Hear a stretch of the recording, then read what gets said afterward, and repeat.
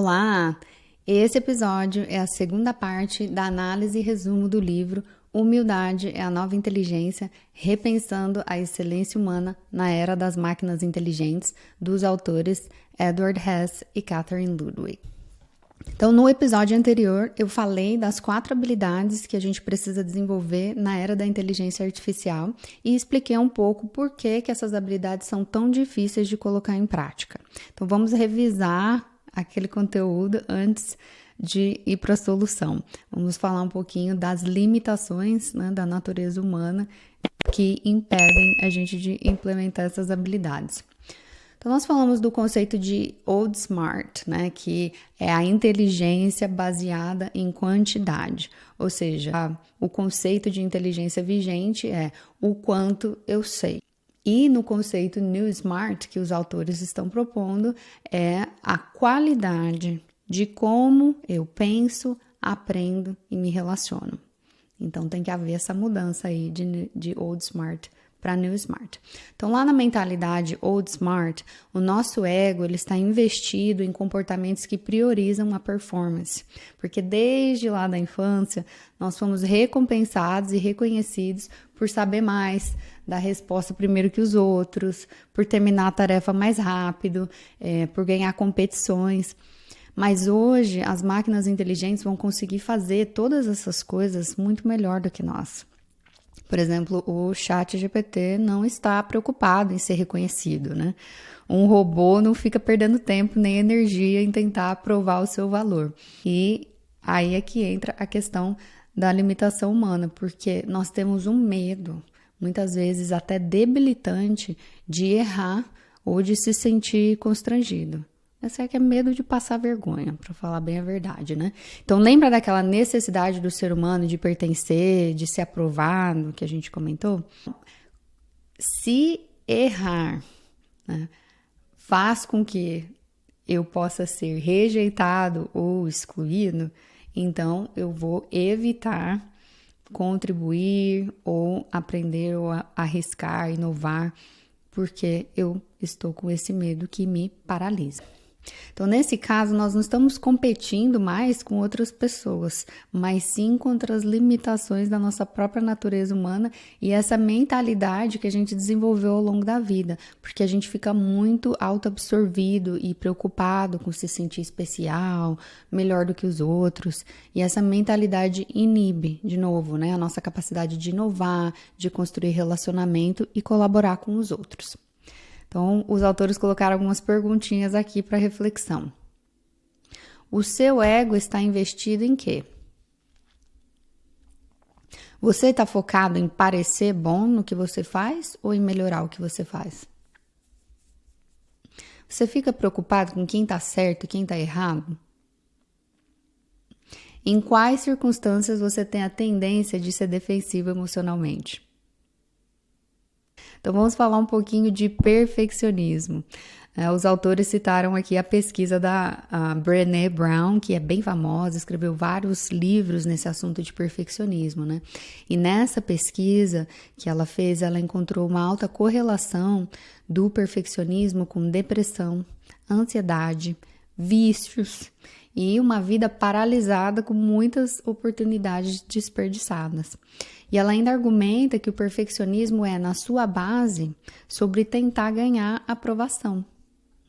E que a maioria dos perfeccionistas cresceu recebendo elogios pela sua performance, isso incluindo notas, seguir regras, ter boas maneiras, sabe? Quando fala, ela é tão boazinha, Aparência estética, ele é tão lindo. E aí a gente vai se inflando, o ego desses elogios, dessa aprovação, desse reconhecimento. Inclusive, ela também cita que pessoas que se sentiram rejeitadas ou abandonadas na infância também se refugiam na performance para sentir que tem valor. E aí, elas passam a acreditar que são aquilo que realizam ou atingem, ou o quão bem elas conseguem realizar uma tarefa. Então, no modelo New Smart, os erros são vistos como oportunidades de aprender, porque o objetivo é melhorar, o objetivo não é ser perfeito. Então, qual que é a proposta dos autores, né? O que nós podemos fazer nesse caso? Então, os 4 comportamentos fundamentais que podem ajudar a superar essas limitações que são impostas pela nossa natureza humana e pela maneira que nós fomos criados. Aqui vão eles. Número 1, silenciar o ego. Número 2, autogerenciamento dos seus pensamentos e das suas emoções. Número 3, escuta reflexiva, que é o ouvir para entender. E o número 4, alteridade, que é o conceito de se colocar no lugar do outro, que implica em reconhecer e respeitar as diferenças do outro. Tá ali quase juntinho da empatia, mas os autores usaram a palavra em inglês chamada otherness. Então, eles não estavam necessariamente falando de empatia, mas sim essa diferença em respeitar a opinião e a pessoa do outro.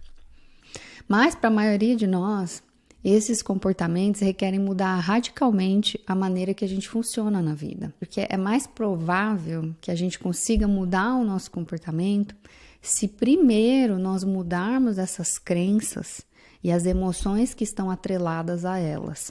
Ou seja, os nossos modelos mentais têm que mudar primeiro, né? Sair daquela mentalidade old smart, sair dessas necessidades da natureza humana que a gente foi condicionado, para depois conseguir implementar um comportamento que se alinha com as nossas novas crenças. Então, aceitar essa nova definição de inteligência, tendo como base a humildade, vai te proporcionar conseguir abraçar esses novos comportamentos New Smart. Então, não basta ter boas intenções, tá? Você não consegue fazer isso se você estiver no piloto automático. Mas você precisa desacelerar e fazer escolhas diárias bem pensadas para implementar esses comportamentos que vão permitir desenvolver as habilidades necessárias para você se sobressair no mercado de trabalho. Inclusive, né, os empregadores também precisam adotar essa mentalidade para que os funcionários tenham um ambiente onde esses comportamentos são incentivados. Agora vamos aprofundar um pouquinho mais nesses comportamentos. É silenciar o ego, né? Em inglês eles falaram quiet the ego. Então, silenciar o ego é uma maneira de praticar a humildade. E para isso é necessário enxergar os outros e o mundo sem filtrar tudo pelas nossas lentes, lembra? Que são tão focadas em nós mesmos e nas nossas experiências. E também é preciso abaixar o volume da nossa conversa interna negativa, que é guiada pelos nossos medos e inseguranças. Então agora para um pouquinho e presta atenção na sua conversa interna. Todos nós temos medos e inseguranças, lembra de querer ser aceito, de querer ser amado, apreciado. Por exemplo, quando a gente olha uma pessoa que a gente considera bem-sucedida, né? Até, vamos supor, sei lá, um palestrante ou uma pessoa que fala super bem, aí a gente começa a se comparar e falar, eu nunca vou ser igual a essa pessoa, essa pessoa fala tão bem, parece que é tão natural para eles, né? Mas, eu nunca vou conseguir falar assim, se eu vou começar, eu vou falar tudo errado. E aí vai naquela conversa interna negativa e isso vai revelando os seus medos e inseguranças. Só que a nossa percepção, né, daquela pessoa que a gente está idealizando pode estar totalmente equivocada, porque na verdade nós não sabemos, né, o quanto aquela pessoa também tem dificuldade ou já treinou por vários anos e por isso agora fala com um pouco mais de desenvoltura. Enfim, tem N possibilidades, né, que podem ser diferentes da leitura que você está fazendo, porque lembra, você está sendo guiado pela sua necessidade de ser aceito.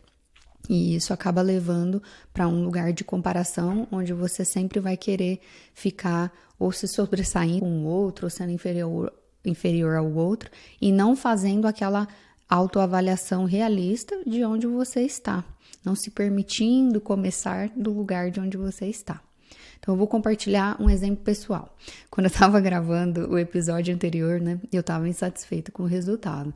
Aí eu falava assim, ai, podia ter ficado melhor, né? Nossa, podia acrescentar tal coisa, podia ter feito diferente. Aí eu ficava pondo defeito e levando um tempão para preparar e depois eu nem queria postar. Falei, ai, não, acho que eu vou deixar para lá esse negócio. E aí eu pensei, gente, mas se eu não postar do jeito que tá, eu nunca vou ter a possibilidade de melhorar. Eu vou ficar paralisada aqui pensando, né? O que os outros vão achar, porque isso, porque meu cabelo não tá bom, porque eu não gosto da minha voz. E não ia sair podcast nenhum. Então, eu não estava tendo uma avaliação realista de mim mesma. E aí eu preciso chegar num lugar onde eu tenho que praticar aquilo que eu estou ensinando, né? Então, eu falei, vamos lá, avaliação realista. Isso é onde eu estou hoje, né? Então, eu vou postar do jeito que está e aí eu vou melhorar de acordo com o tempo, de acordo com a prática, né? E isso que é o pensamento New Smart. E isso que é conseguir fazer essa avaliação realista, não se render ao perfeccionismo, né? E você vai melhorando. Por exemplo, quando eu olho para trás nos primeiros episódios do podcast que eu publiquei, eu já vejo uma melhora e sei que ainda tenho muito chão e tá tudo bem. Então, um exercício que os autores propõem para ajudar a silenciar o ego é a prática de mindfulness. E eu sei que muito se fala desse conceito de mindfulness, né? Mas aqui eles descrevem de uma maneira bem simples como mindfulness é ter a mente consciente no presente. Vou repetir. Mente consciente no presente. Por que isso é importante? Tem um estudo de Harvard dos psicólogos Matthew Killingsworth e Daniel Gilbert que fala que a maioria dos adultos, pasmem, passa apenas 50% do tempo presente no momento. Isso é surpreendente. E é algo tão sutil que nós nem percebemos, né, que a gente está fazendo isso. Que a nossa mente está constantemente ali alternando entre passado e futuro, o que causa uma desconexão com o presente. Porque lembra, eu tô com aquela preocupação de como eu tenho que ser, do que os outros vão pensar, etc. Então, se eu fico com a mente muito focada no passado, ali me martirizando pelo que eu fiz, isso é associado com sintomas de depressão. E se eu fico muito focado no futuro, muito preocupado com o que vai acontecer, com medo do que vai acontecer, isso causa sintomas de ansiedade, porque na terapia eu trabalho muito com isso. Então, mindfulness é um estado de consciência que muitas pessoas associam com a prática de meditação, mas elas são duas coisas diferentes, tá? Agora, você pode praticar mindfulness, que é estar com a mente consciente no presente, através de exercícios de meditação. E isso pode te ajudar a reduzir estresse, ansiedade. Inclusive, tem estudos que mostram que a prática de meditação diária muda até a estrutura física do cérebro. Acredita? E melhora o funcionamento cognitivo, porque ele ajuda a improve, né? Como que fala? Melhorar a atenção, a memória de curto prazo e indiretamente também nos ajuda a regular as emoções. Como fazer isso na prática? Bom, tem todo tipo de prática de meditação que você pode pesquisar por aí, né? Olha no Google. Mas aqui o recomendado seria separar um tempo que pode começar ali com uns 2 minutos, 5 minutos e depois você vai aumentando para 10, porque no começo é muito difícil. E aí as pessoas desistem, né? Porque não estão acostumados e a hora que senta ali para parar um pouco, para trazer essa consciência para o presente, fica tão tomado, né, pela to-do list, pelas coisas que eu tenho que fazer, pelas preocupações desse mundo, que não conseguem e desistem. Então, vou dar aqui algum passo a passo para você praticar em casa. Eles falam para você separar um lugar onde possivelmente não tenha distração e você pode ficar numa posição confortável, que seja sentado ou deitado. Agora, se você falar assim, deitado, eu vou dormir, então melhor ficar sentado. E aí você foca na sua respiração, no seu corpo. Nota que a sua mente vai começar a querer devagar, ficar pensando nos problemas, no que você tem que fazer hoje. E aí você traz a sua mente de volta para a respiração. E vai notando como o seu corpo começa a relaxar. E eventualmente você vai treinando a sua mente e o seu corpo a se controlarem quando vem um pensamento. Você não se identifica com aquele conteúdo daquele pensamento, você só reconhece. Você fala, eu sei que eu tenho que lavar roupa, eu vou fazer isso hoje, mas agora eu escolho focar nesse exercício aqui. E aí você coloca esse pensamento de lado. E de repente você nota que você começa a se sentir triste, ou talvez com medo. Nota essas emoções, fala, ok. Separa o sentimento da tristeza ou do medo, que seja, de quem você é. Estar triste não significa ser triste.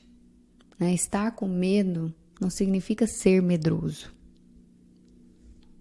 O que eu sinto não define quem eu sou. Tá? Eu escuto muito isso na terapia. Os meus clientes falam a minha ansiedade, a minha depressão, sabe? Como se fosse a definição de quem a pessoa é. Eu sou muito ansiosa. Né? Mas isso é um estado emocional. É uma parte minha, né, que está se sentindo ansiosa. E eu não vou ignorar essa parte, mas eu também não vou deixar ela me dominar. E na terapia a gente vai muito mais fundo nesses assuntos. Aqui é só um exemplo de prática que você pode fazer em casa por você mesmo. E com o tempo essa prática você vai aprendendo que você tem a habilidade de escolher deixar esses pensamentos continuar te interrompendo ou que essas emoções fiquem sequestrando a sua atenção. Ou, sem julgamento, conseguir ir se separando desse conteúdo que você está tão identificado para focar novamente no presente, nas coisas que você pode controlar. E aí você chega à conclusão que você não é os seus pensamentos e que eles não precisam te dominar. Que no fim do dia você tem a escolha se você vai agir nesses pensamentos ou emoções ou não. Então isso nos ensina a desacelerar a nossa resposta automática, sabe, quando a gente fica tentando interpretar tudo muito rápido, tentando encaixar com as crenças que a gente já tem. Imagina você conseguir estar presente ouvindo alguém sem julgamento, né? Sem tentar ficar criando uma resposta na sua mente. Só estar aberto a ouvir a perspectiva do outro. Isso é uma habilidade. E isso vai te ajudar muito nos relacionamentos pessoais. Ou quando você estiver trabalhando em time, tentando criar soluções inovadoras, resolvendo problemas, em vez de estar tão preocupado com você mesmo, ou em ser criticado, ou em falhar, você pode simplesmente se dispor a estar presente, a aprender e contribuir. Uma outra maneira de aquietar o ego é a gratidão. Então, praticar gratidão. Eu não vou me estender muito nesse tópico, porque já se fala bastante sobre isso e tem várias maneiras de fazê-los na prática. Inclusive, tem estudos também que mostram os benefícios de praticar gratidão diariamente, mas fica uma dica de prática aqui. Seja intencional em substituir a reclamação por gratidão. Então, quando você for abrir a sua boca para reclamar, pensa no que você tem para ser grato. Isso não é descontar ou diminuir a situação que você está passando, mas sim uma maneira de aceitar a minha falta de controle de que as coisas sejam do jeito que eu quero e reconhecer aquilo que tem de bom e de positivo na minha vida. Número 2. Autogerenciamento dos pensamentos e emoções, o que os autores chamam de managing self. Então, eles falam que esse comportamento é baseado na ciência do autocontrole e da autorregulação, que foca em como uma pessoa consegue administrar suas emoções e pensamentos que resultam em comportamentos.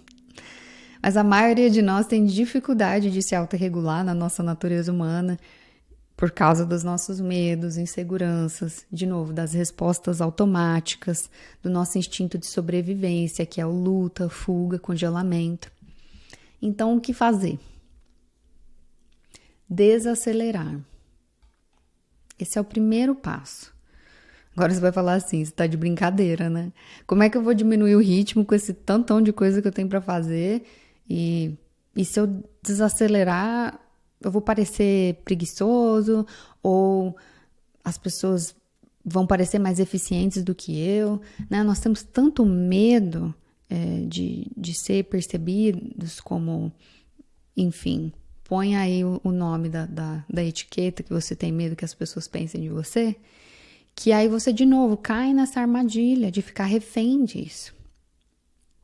Então, os autores não estão incentivando preguiça, ineficiência, nem baixa produtividade, mas sim eles estão falando de tomar decisões com calma. Sabe, às vezes, quando no intuito de agradar a gente fala sim muito rápido, quando na verdade a gente queria dizer não? E aí depois a gente se arrepende, fica com vergonha de voltar atrás, porque, acho que a pessoa não vai gostar mais de mim se eu falar não. Ou a gente automaticamente fala não para tudo e perde oportunidades. É disso que eles estão falando, de sair desse piloto automático, de pensar nas suas respostas de modo intencional. E é uma coisa muito legal que eu também trabalho bastante na terapia, que esse processo te ajuda a estar mais atento nos seus sintomas físicos, que vão te dar muitas dicas. Porque você pode falar assim, como que eu vou saber, né, se eu estou tomando decisão rápida, se eu estou sendo reativa? Presta atenção no teu corpo. Veja se o teu coração começa a acelerar, sabe, se a temperatura do seu corpo começa a subir, começa a ficar quente, com aquele rosto vermelho. Veja se os seus músculos estão ficando tensos, sabe aquela dorzinha no pescoço, dor de cabeça, dor de estômago. Tudo isso são sinais de que talvez você esteja sob estresse, se sentindo ameaçado, e aí é onde você toma essas decisões reativas.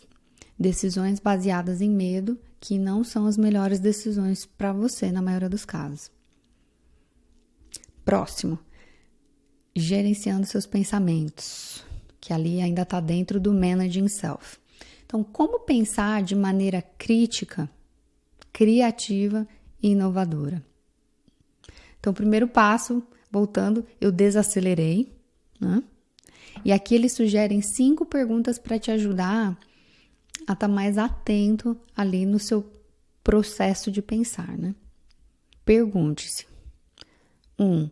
O que eu estou tentando fazer? Qual é o propósito desse pensamento?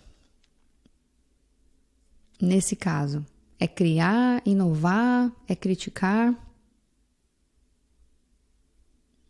3. O que eu já sei? 4. O que eu não sei e preciso saber? E 5. Como eu começo? Né? Por onde começar? E aí eles colocam várias ferramentas no livro, né? Nas páginas, até anotei aqui na página 100 e 101 do livro, que são modelos para utilizar desse estilo de pensamento crítico, de gerenciar os seus pensamentos. E depois você vai lá e lê, porque tem algumas que são fantásticas, são baseados em outros modelos que já são aplicados aí em várias empresas, e você pode aplicá-los no pensamento crítico. Eu escolhi uma só para falar aqui por conta do tempo, que eu achei muito legal, que é um protocolo utilizado pelo Serviço Militar dos Estados Unidos, né, que é chamado After Action Review, a sigla AAR. E esse protocolo pode se tornar uma ferramenta diária para nós, em vários aspectos da nossa vida, né? Eles analisam um fato ou um problema que aconteceu para poder aprender utilizando essas perguntas. O que aconteceu? Por que aconteceu? O que funcionou bem? O que não funcionou e por quê? O que eu vou fazer diferente da próxima vez? Legal, né? Anota essas perguntinhas para você usar como reflexão. Próximo comportamento. Isso aqui todos os 4 comportamentos a gente aprende demais no programa de aconselhamento clínico, né? Quando a gente está sendo treinado para ser psicoterapeuta. E esse parece bobo, mas é um dos mais difíceis de desenvolver. É uma habilidade que realmente você tem que praticar. Escuta reflexiva. Por quê? O ser humano tem a tendência de ouvir para confirmar aquilo que ele já acredita e não para aprender ou estar aberto à perspectiva do outro. Então, os autores sugerem, né, que se a gente passar por aquele primeiro processo de aquietar o ego e se colocar numa posição de humildade para ser um bom ouvinte, isso requer ouvir sem julgamento. Tá? Bons ouvintes fazem perguntas para se assegurar de que eles entenderam antes de responder. Ou eles fazem uma paráfrase, né? Repete de volta para aquela pessoa e confirma se você entendeu bem. Essa é uma das primeiras habilidades, como eu falei, que a gente tem que aprender, né, na terapia, a escuta reflexiva. E, cara, como é difícil você sair do seu referencial, dos seus modelos mentais de julgamento e ouvir para realmente tentar entender o outro, se colocar no lugar do outro.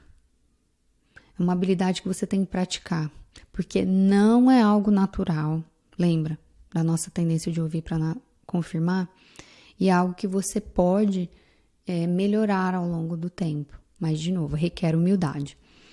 Outra coisa que acontece quando a pessoa está falando algo que é desconfortável para nós, ou que nós discordamos, né? Nós temos a tendência de negar, defender ou desviar o assunto.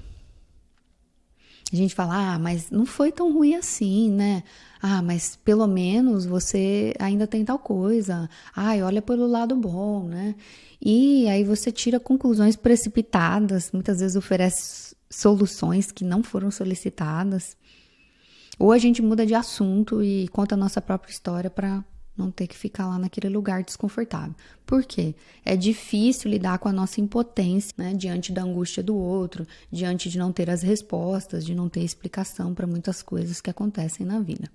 As dicas para desenvolver essa habilidade de escuta reflexiva, e tem várias dicas aqui no livro, mas eu vou citar algumas que eu achei principal. Primeiro, ele fala, antes de engajar numa conversa, se pergunte, a minha mente está aberta para ouvir? Ou eu já estou vindo com uma agenda? Eu estou me sentindo calmo e presente? Ou eu já estou sobrecarregada, com a cabeça cheia de coisa? Então, se esse for o caso, ele fala, respira fundo, algumas vezes, bem devagar. Eu faço isso entre sessões, entre um cliente e outro, porque realmente, né, eu estou ali num assunto muito denso, e aí, agora eu vou ter a outra pessoa, tenho que me preparar para acalmar minha mente e receber a outra pessoa com a mente aberta, com o coração aberto, pronto para ouvir, sem julgamento. E aí fala para você mesmo, eu não sou as minhas ideias. Nem tudo é sobre mim. Precisa de humildade para falar essa, né?